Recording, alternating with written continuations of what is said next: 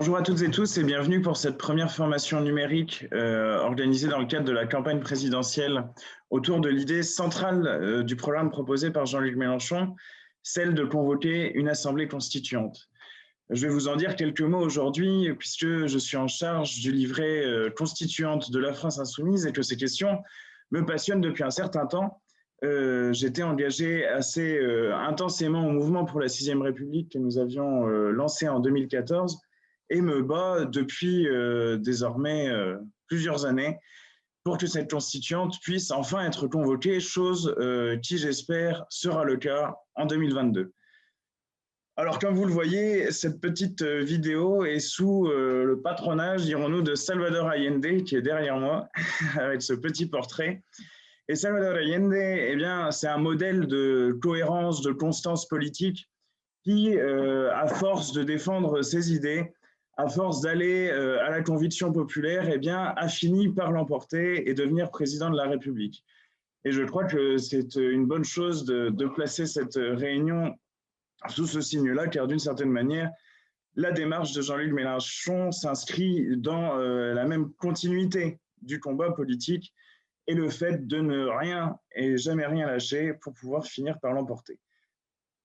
Et surtout faire gagner des idées, car voyez-vous, dans l'hymne de campagne de Salvador Allende, il y avait précisément l'idée que ce qui comptait n'était pas tant de changer le président de la République, mais de changer le pays.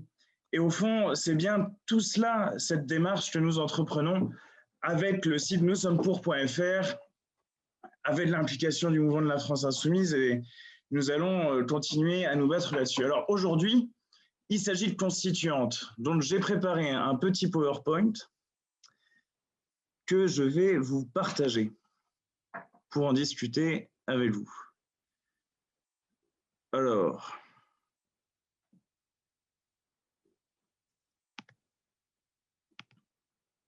j'y arrive.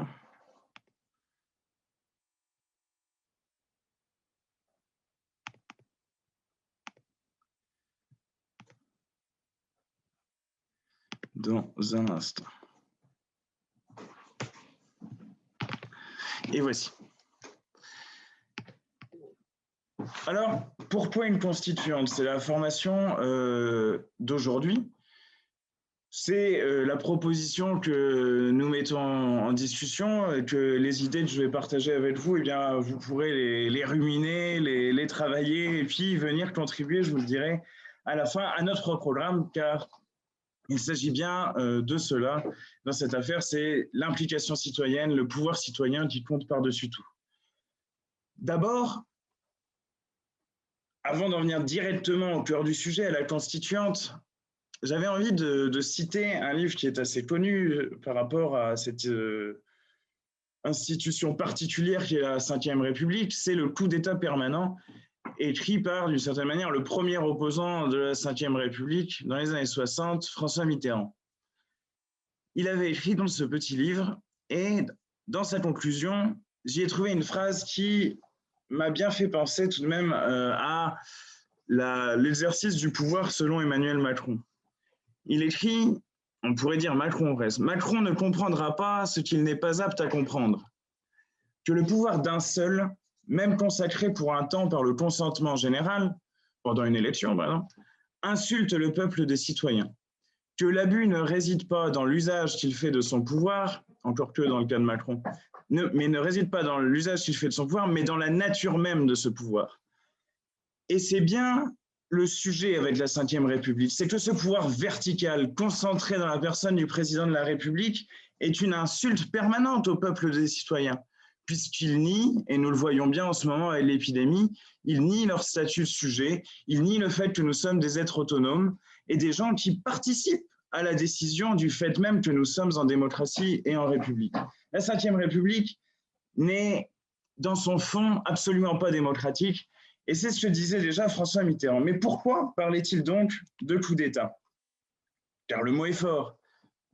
Eh bien, il s'agit de revenir sur les événements très rapidement de mai 1958, qui ont vu la fin de la 4e République et le début de la 5e République, et tout cela a commencé par une insurrection de militaires à Alger, qui demandait précisément une autre politique par rapport à l'Algérie à ce moment-là, sous domination coloniale, et qui ont obtenu le renversement de la 4e République. Donc il y avait là quelque chose comme un goût de coup d'État, même si, comme je vous l'ai mis avec cette petite image,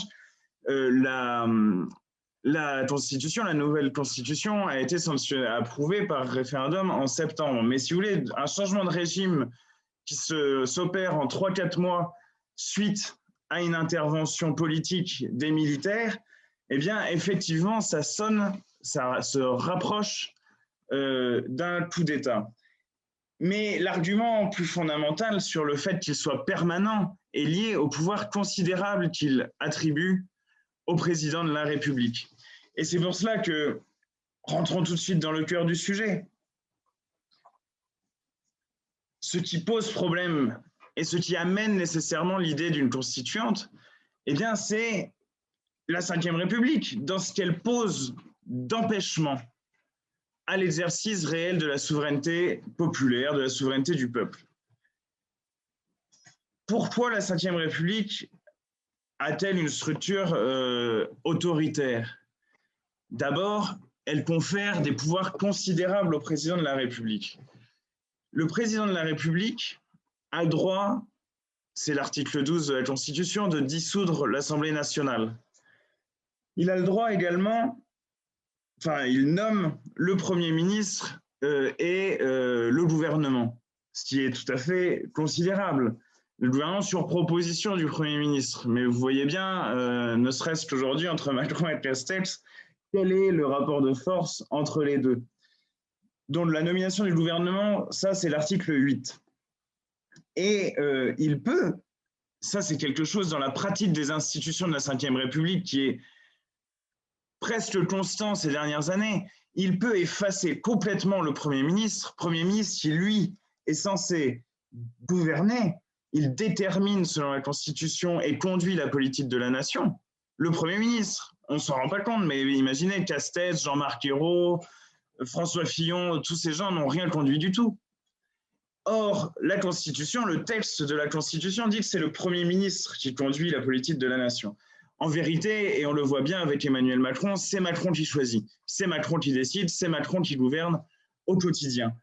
Et donc, non seulement le texte de la Constitution donne au président des pouvoirs considérables, mais la pratique des institutions lui en donne encore plus, encore davantage, toujours en plus grand nombre. Il y a également l'article 16 de la Constitution qui permet au président de se saisir des pouvoirs exceptionnels en cas de crise. Mais on peut presque considérer, sans exagérer, qu'étant donné le fonctionnement courant de nos institutions, des pouvoirs d'exception au sens où ils sont immenses sont conférés de façon permanente au président de la République. Et il est bien entendu dans le pays que tout le monde considère que le véritable gouvernant est presque le seul, c'est Emmanuel Macron. Les mouvements des Gilets jaunes, les mouvements contre les retraites ne demandent pas des comptes au Premier ministre. Ils ne crient pas Édouard Philippe démission, Jean Castex démission. Ils demandent des comptes là où ils savent que l'autorité se trouve. Et cela parce que donc le président a des pouvoirs énormes qui lui sont conférés par la Constitution de la Ve République et par la pratique, surtout, que les derniers présidents en ont fait. Le paroxysme de cette pratique, permise par le texte, encore une fois, mais le paroxysme de cette pratique, c'est le Conseil de défense. C'est l'usage du Conseil de défense de façon immodérée par Emmanuel Macron pour gérer l'épidémie, c'est-à-dire un conseil protégé par le secret défense où nul ne sait bien ce qui se passe et où, par contre, nous savons que les décisions véritables quant à notre quotidien se prennent là où elles devraient être discutées au Parlement et éventuellement en Conseil des ministres. Mais non, tout semble se passer dans cette boîte noire du Conseil de défense. Et donc, vous savez, quand il y a une crise comme ça, quand il y a des moments importants, c'est souvent là qu'on voit aussi la vérité des régimes politiques. Ils se dévoilent.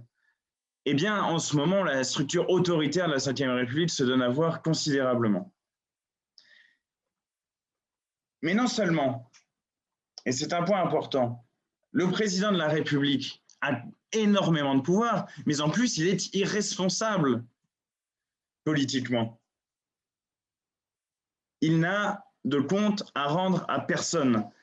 Et de fait, cela s'est vu de façon éclatante pendant ce mandat avec l'affaire Benalla. Je ne vous refais pas le compte de l'affaire Benalla, mais tout le monde a bien vu qu'il s'agissait là d'une affaire de barbouze assez, d'ailleurs, courante sous la Ve République autour du président de la République. Emmanuel Macron se murait dans un silence total, alors qu'évidemment, les responsables proches de lui, les ministres, etc., étaient auditionnés au Parlement, et que, comme un éléphant dans le salon, tout le monde se disait évidemment, personne ne peut auditionner, enfin, en tout cas, le président ne veut pas se faire auditionner. Il n'y a pas d'audition pour le président, ne le consulte pas. Alors qu'on sait très bien que c'est lui qui est au cœur du problème avec Alexandre Benalla. Alors à un moment, il a dû réagir. Et il est venu à la maison de la mairie de Latine faire un discours devant sa majorité parlementaire, dont vous vous souvenez peut-être, ou peut-être pas, et ces discours ne sont pas si mémorables que ça. Mais il a dit quelque chose d'absolument incroyable. Il dit, s'il y a un responsable dans cette histoire, c'est moi. Alors ça, tout le monde le savait déjà. Mais il le dit. Et puis il dit qu'ils viennent me chercher. Mais précisément, ce qu'organise la Constitution de la Ve République, c'est que personne ne peut venir le chercher. Il n'est pas responsable devant le Parlement, il n'est pas responsable devant le peuple, devant lequel il n'est pas révocable, il n'est pas responsable politiquement. Personne ne peut aller le chercher, à moins que c'était une invitation à ce qu'on aille tous à l'Élysée. Mais ce discours était démesuré et absurde, mise en rapport avec la Constitution. Encore une fois, pour reprendre l'expression de Mitterrand, il y avait là comme une insulte au peuple des citoyens que nous sommes.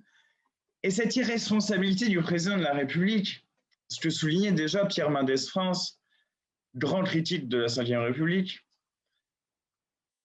toute sa vie, Pierre Mendès France, enfin toute sa vie pendant qu'il y avait la Ve République, mais Pierre Mendès France disait justement que ce pouvoir considérable conféré au président de la République était de nature à accroître les affaires de ce type, des affaires Benalla, les liens avec les milieux de l'argent, ce qu'on appelle l'oligarchie, le fait que le pouvoir politique et le pouvoir des grands financiers, le pouvoir des banquiers est complètement entrecroisé au niveau de cette sphère élyséenne et de cette absence totale de transparence sur le pouvoir d'un homme qui n'est pas responsable politiquement.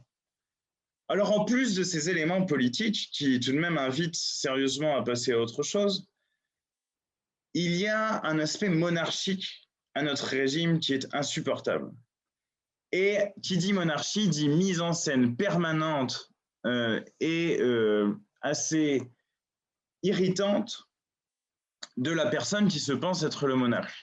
Et je crois qu'on est arrivé à un point considérable de ce point de vue lorsqu'Emmanuel Macron, qui avait contracté le coronavirus, et tout le monde lui souhaitait bon rétablissement, mais a mis en scène sa convalescence, ou enfin le moment où il était malade. Il est allé se retirer vers Versailles à la lanterne, dans les palais présidentiels, et puis il se filmait sur Twitter en disant « je vais bien », etc.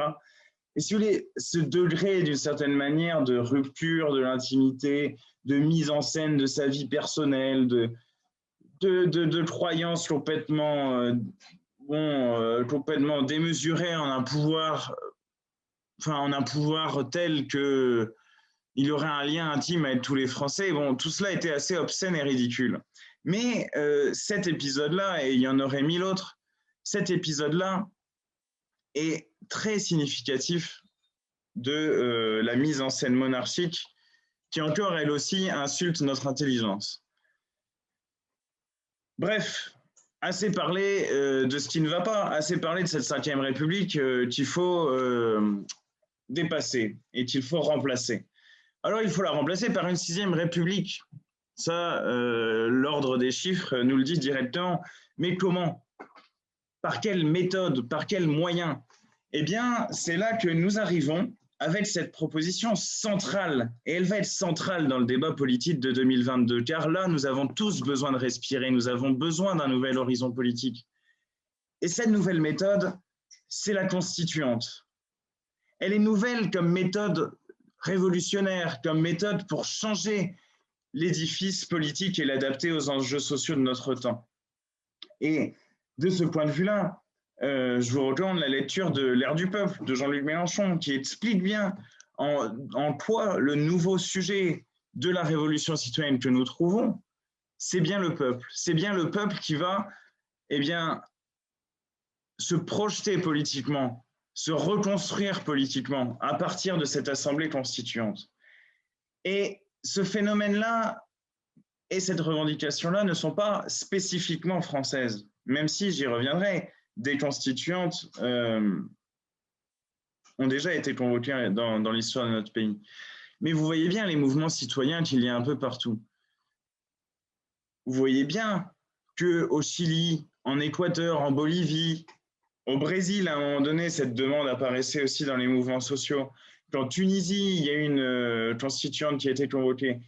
Et pour reprendre un exemple en France, le mouvement des Gilets jaunes, qui est parti des questions socio-économiques et du poids insupportable qui pèse sur les employés, la classe ouvrière, les classes moyennes dites inférieures, etc. Bref, c'est la majorité sociale du pays, le poids insupportable qui pèse sur eux du fait d'un impôt devenu injuste et de la rémunération faible du travail, eh bien, ces revendications socio-économiques de départ se sont prolongées progressivement au sein du mouvement des Gilets jaunes par une revendication politique massive, le référendum d'initiative citoyenne. C'est-à-dire que le mouvement des Gilets jaunes, ses membres se sont rendus compte assez rapidement que si nous ne faisions pas sauter le verrou politique de la Ve République qui interdit l'implication populaire, qui l'empêche de partout, qui ne cesse de contenir le peuple comme une menace, si nous faisions sauter ce verrou-là, c'était bon. On pouvait penser à une meilleure répartition des richesses. On pouvait éventuellement, finalement, reprendre la main sur ce qui, en démocratie, nous appartient de droit, la souveraineté, l'État et les moyens de l'action publique au service du peuple et de la majorité sociale. C'est ça que le mouvement des Gilets jaunes a exprimé. Et c'est cette même exigence que nous revendiquions déjà en 2017 et que nous allons porter en 2022. Celle de la reprise en main du pouvoir par le peuple contre une oligarchie qui détruit l'État, qui ruine le pays et qui le prive des moyens concrets de sa souveraineté. Je ne reviens pas sur les masques, etc., mais sur la déroute totale de ce point de vue des politiques menées ces dernières décennies. Bref, la question du pouvoir est absolument centrale et elle est posée par la société, par les sociétés humaines presque, puisque c'est dans bien des pays que cette question se pose. Dès lors, la constituante, comme revendication politique, est une prolongation, une amplification de cette demande sociale et populaire partout. Elle permet à tous et à toutes de s'impliquer dans le renouveau, dans la réinvention de notre système politique et d'une certaine manière dans sa revitalisation, car si vous voyez les taux d'abstention et tout ça, aujourd'hui, elle n'est pas en très bon état. La France a l'habitude des constituantes. Elle en a fait 2 pendant la Révolution française, l'Assemblée constituante la première, puis la Convention a rédigé la Constitution de 1793 qui est fort intéressante. Elle en a fait une en 1848 et elle en a fait une en 1946 au sortir de la guerre qui a donné la Constitution de la 4e République qui est loin d'être aussi désordonnée que ce que certains en ont dit. Et cette méthode-là de la constituante, elle peut être réemployée. Et elle peut être réemployée, vous imaginez, avec les nouvelles technologies, etc., que nous avons, en faisant participer massivement les citoyens dans le débat constituant. Mais alors, comment nous y prendrions-nous pour l'organiser, cette constituante? Eh bien, il y a un article dans la Constitution de la Ve République qui est par ailleurs assez difficilement réformable, mais il y a un article qui, de ce point de vue, est particulièrement utile pour réouvrir les fenêtres démocratiques dans notre pays. C'est l'article 11. Le président de la République, je le lis, il est sur le PowerPoint, le président de la République, sur proposition du gouvernement pendant la durée des sessions sur proposition conjointe des deux assemblées, publiée au journal officiel, peut soumettre au référendum tout projet de loi portant sur l'organisation des pouvoirs publics. Arrêtons-nous là, puisque c'est la partie de l'article qui nous intéresse. Le président de la République peut, sur proposition du Premier ministre, convoquer un référendum pour demander aux Français s'ils sont favorables ou non à une assemblée constituante. Et c'est ce que nous ferions dès juillet, le 14 juillet 2022. Un référendum pour demander si, oui ou non, les Français sont d'accord pour ce faire. Ensuite, en novembre 2022, il y aurait la désignation de cette assemblée constituante avec une partie élue à la proportionnelle, une partie tirée au sort. Alors, une des solutions qui avait été évoquée la dernière fois, et je trouve particulièrement intéressante, c'est la solution qui consiste à dire que le tirage au sort est un bulletin parmi d'autres dans l'élection proportionnelle, et donc que les gens qui votent pour l'option tirage au sort, admettons qu'il y en ait 10%, 15%, 20%, eh bien il y aurait 10%, 15% ou 20% de constituants tirés au sort. Je trouve que cette solution est assez habile et intelligente et qu'elle permettrait de trouver un mode de désignation qui équilibre cette part de tirage au sort et cette part d'élection. Après la désignation de l'Assemblée constituante vient le début des travaux qui ne s'étendront pas à jamais. Ce pourquoi, dès fin 2024, un référendum sera convoqué pour l'approbation ou non de la nouvelle Constitution, après quoi le nouveau régime, la Sixième République, sera appliqué. Donc vous voyez, le projet est très précis, il est très bordé et c'est en même temps celui-là qui va nous permettre d'aller vers davantage d'implication populaire et de mettre en place la révolution citoyenne dont ce pays a besoin, parce qu'on voit bien qu'aujourd'hui, il y a une rupture entre les pouvoirs institués et le peuple, qui en fait, le peuple, c'est le pouvoir instituant, c'est le souverain, c'est lui qui peut remettre en mouvement la vie politique de ce pays. Nous allons le faire l'année prochaine. Nous allons le faire parce que la question centrale de notre temps, si on veut vraiment parvenir à résoudre le problème des inégalités sociales, de l'inégale répartition des richesses, du pouvoir démesuré du capital et des financiers, de la destruction massive de nos milieux de vie par ce système qui déraille complètement. Si nous voulons réellement nous saisir du problème, il faut que le peuple et la majorité sociale se réapproprient le pouvoir. Et c'est bien le fond de l'affaire avec la constituante, la réappropriation du pouvoir. Cette réappropriation du pouvoir, elle apportera une distribution nouvelle des richesses et du pouvoir.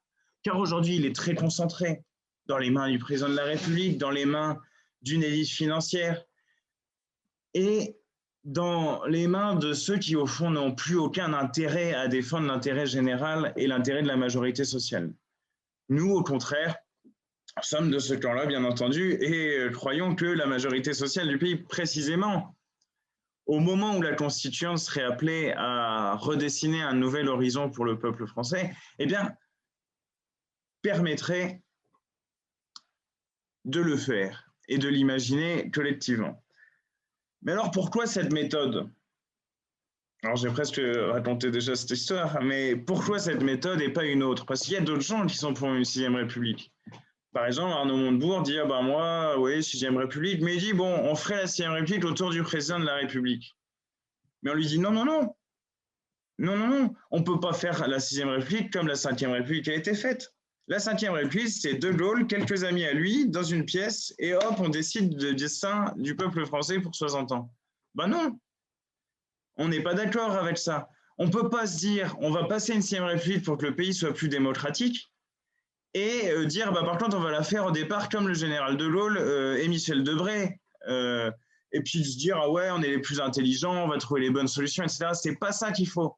Il faut au contraire de l'implication citoyenne, du pouvoir citoyen et un pouvoir de réinvention globale. Il y a un philosophe grec que j'aime beaucoup, il s'appelle Cornelius Castoriadis, qui disait à un moment donné, il y a des moments particuliers dans les sociétés où les sociétés s'auto-instituent, se réinstituent complètement. Eh bien, la constituante telle que nous la proposons au moment où il y a où le capitalisme n'a plus aucun sens, où il détruit nos milieux de vie, c'est précisément le moment d'inventer un autre horizon commun et collectif. C'est le temps des communs qui est venu, quoi. Et c'est bien ça que nous proposons, donc nous sommes pour. Ce huis clos, donc, que certains proposent encore, est complètement hors sujet. Il est hors sujet et ne répond pas aux enjeux de l'époque, car l'enjeu, encore une fois, c'est de retrouver la centralité du peuple dans nos institutions. Centralité du peuple qui permet donc un nouveau régime social et politique. Un nouveau régime pour que les décisions correspondent aux intérêts de la majorité, à l'intérêt général, et à l'intérêt général au long terme. C'est pourquoi nous envisageons qu'il y ait une assemblée du long terme dans cette 6e République, qui soit consacrée à faire l'expertise des sujets scientifiques, qui notamment, mais pas uniquement, mais notamment sur les questions écologiques, sont extrêmement centraux pour comprendre ce qui se passe et dans quelle dynamique nous sommes embarqués. Donc, par exemple, l'Assemblée du long terme, mais également le droit d'intervention citoyenne, le référendum d'initiative citoyenne dans sa dimension révocatoire, on peut virer les élus s'ils ne font pas bien leur boulot à mi-mandat. Dans la dimension proposition de loi, les citoyens à partir d'un certain seuil pourraient proposer une proposition de loi, ou dans sa dimension de révision constitutionnelle, avec un seuil un peu plus élevé. Tout ça pourrait appartenir au périmètre d'une nouvelle 6e République, où les citoyens auraient un pouvoir d'intervention réel et massif. Un nouveau régime social, c'est aussi parce que nous l'avons vu ces dernières années, bien des fois, lorsque des mesures sociales ou écologiques d'évidence sont mises en avant, elles peuvent être retoquées au nom de la liberté d'entreprendre, du caractère absolu du droit de propriété.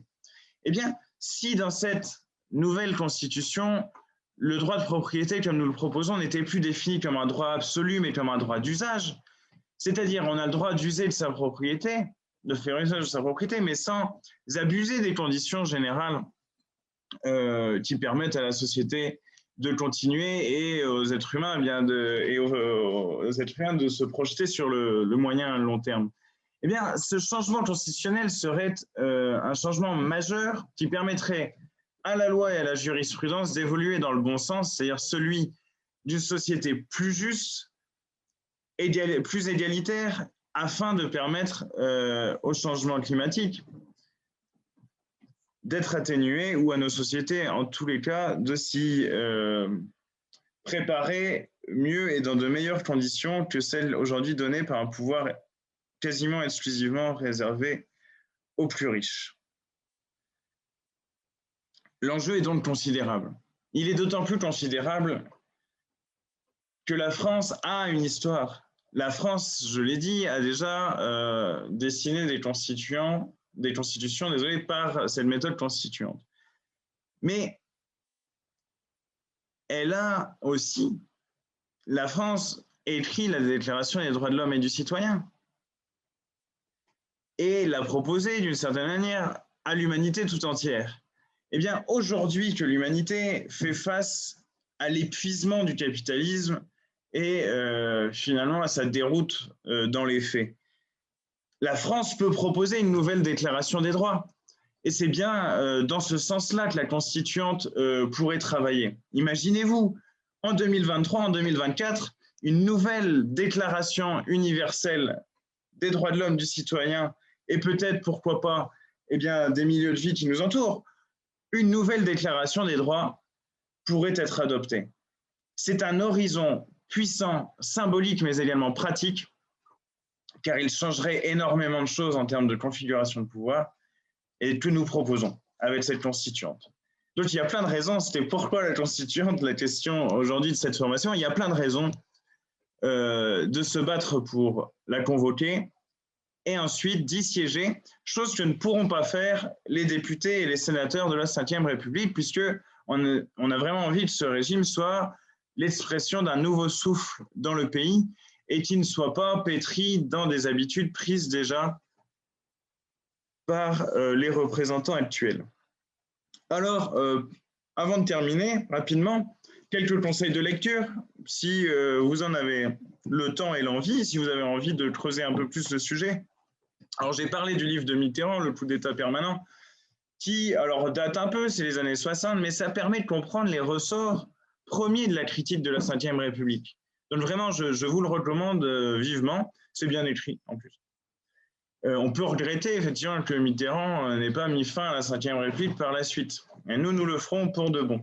Et parmi les autres livres qu'il est tout à fait intéressant de lire à ce sujet, il y a le regard sur la Ve République, un livre d'entretien avec Pierre Mendès France, et même si une partie de ce livre peut sembler un peu datée, puisqu'il y a des éléments qui ne sont plus trop d'actualité, eh bien, le cœur de la critique de la Ve République y est tout à fait et très intéressant. Parfois, on a l'impression que Pierre Mendès France nous parle de l'affaire Benalla et de cette opacité terrible qu'il y a autour du pouvoir en Ve République.